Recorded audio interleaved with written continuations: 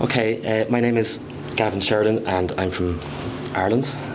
Myself and my colleague who's down the back there started a blog almost a year ago called thestory.ie, and essentially what it was an experiment, because we wanted to see if we applied certain skills or certain ideas, if we just ran with it and see what happens, because our goal wasn't to make money out of it. Our goal was just to see if we went and took a certain philosophy and a certain view that we could go through a process using a lot of the tools that were just becoming available in the last year, and see how we could do them using various things. So the philosophy of the website was very straightforward. It was transparency first, journalism second. So we took a view that there's a lot of overlap between transparency advocacy and journalists who want to act in the public interest to get information, and then the stories that derive from that. So it's kind of a three-stage process in journalism and in data journalism. Is you procure the data, you analyze the data, and then you represent the data, and that could be anything from an Excel spreadsheet to a human source. You just tell a story in a certain way. So we took a particular view of this, and we said, well, if we're going to act in the public interest, we're going to get data, as much data as we can, and clean it or organize it in the public interest, and then just publish it.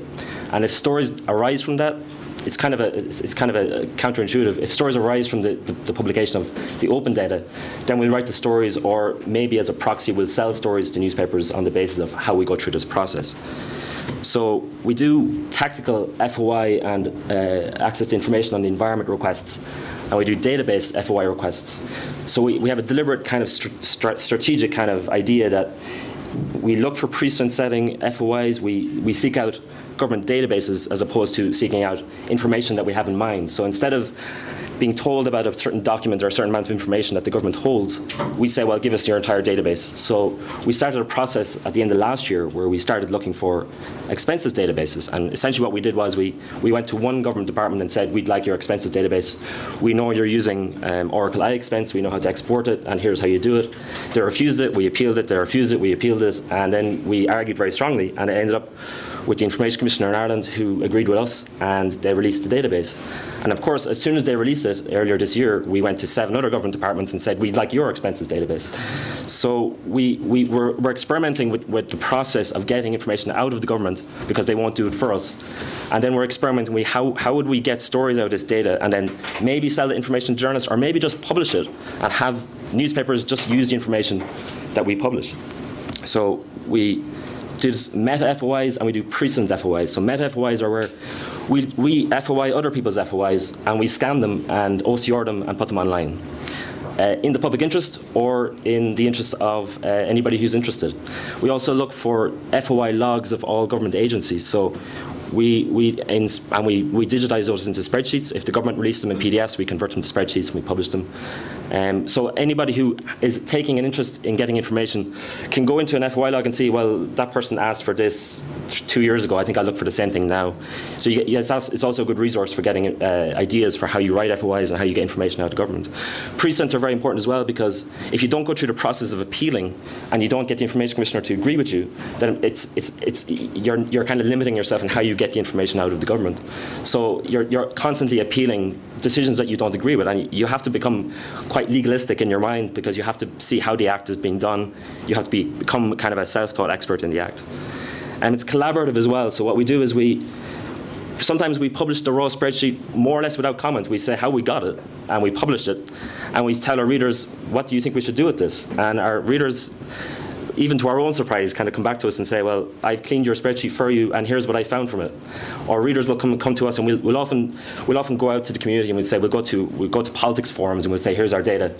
What do you see that's of value to this? Because we believe, and someone said it earlier, in the value of tens of thousands of eyes seeing something, rather than just us seeing this information and seeing what we can get out of it. We just share it with the public.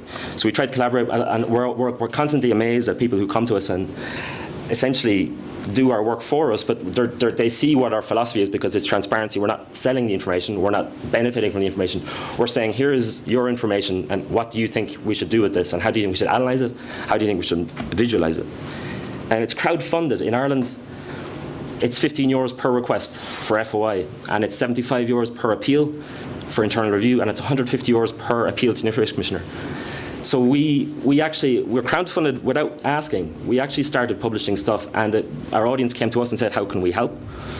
and we set up a PayPal button, and we got €2,000 in a month. We've about 3,500 now since we started, most of which we spent on appeals, because we appeal an awful lot of decisions where we seek precedent and then go back and do the same request if we're successful with other government departments.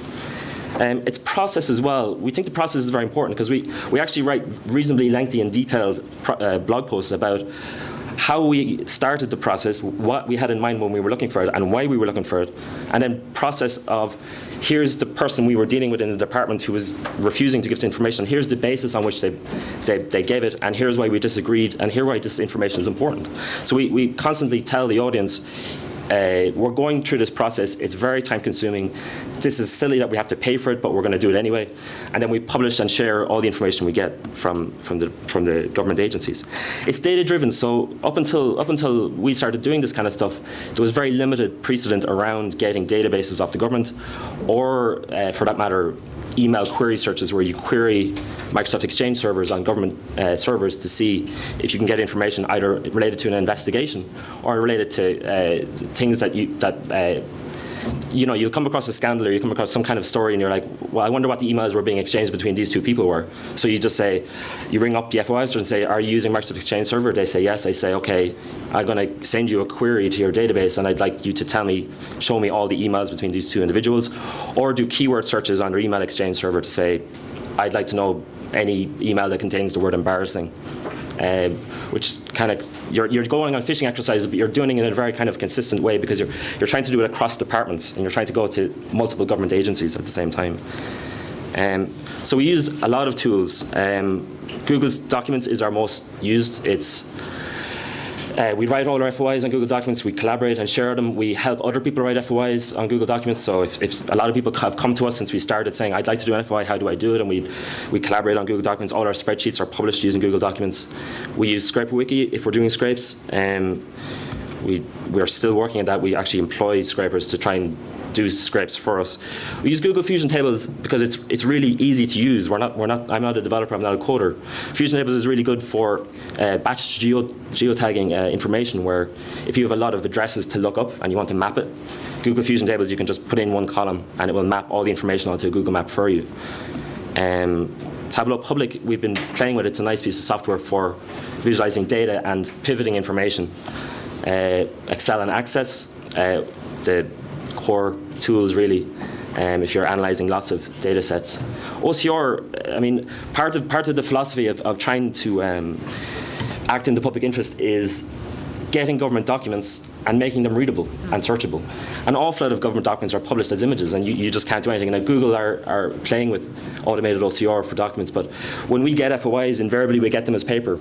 And in order to demonstrate the work, we scan everything and we OCR everything and we put it online for anybody to read. And what's fascinating to us is we've only uploaded 260 documents, but they've been viewed 60,000 times since we started. We're on the beta for Document Cloud, which is the same what the New York Times uses.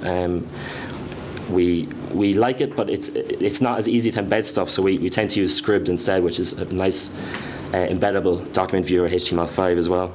How am I doing for time? I've got 1.5 minutes. 1.5 minutes. I'll go very quickly through a case study of one particular story that we did, which was an Enterprise Ireland data set that we got. So €404 million expenditure. It was given to us in PDF. We converted to XLS. We published the unclean spreadsheet to see what would happen. We said, here's this information. It contains thousands of companies and how much money they got and what county they're in. A reader cleaned it first and said, here you go, we've cleaned this for you. Then we published the clean data, and then another reader came and said, I'll analyze that for you. So they analyzed the data, and we said, well, that's great. And then another reader came along and said, well, I've done this different analysis for you. Here it is here. And we're like, well, that's fantastic. Then what we were interested in was, what came up in the investigation was, we wanted to know who the development advisor was who gave the money to the company. So we got a scraper to go into the Enterprise Ireland website, get the name of each company, and get the name of each development advisor, and then scrape the website for that information. And then an academic who was doing similar work, but like what we were doing, emailed and said, could we get the addresses for all those companies? And we coincidentally had been scraping the company registrations office for the addresses of all the companies, along with the development advisors, along with how much they got, along with the county. And then we used Google Fusion Tables to map all that information. to see where all the money was going. And the academic was interested in, was there a disproportionate amount of money going to particular constituencies or particular politicians, to see if there was any political favoritism. And that's it. We're constantly developing or experimenting. We do it in our free time, and we like it. And we like looking for government data, and we like publishing government data. And I take the earlier points that sometimes publishing raw data has some value, but over time, I believe you start to create a change in culture. So if you publish enough government data sets, the government might eventually say, well, maybe we should just publish this stuff ourselves. And that's it.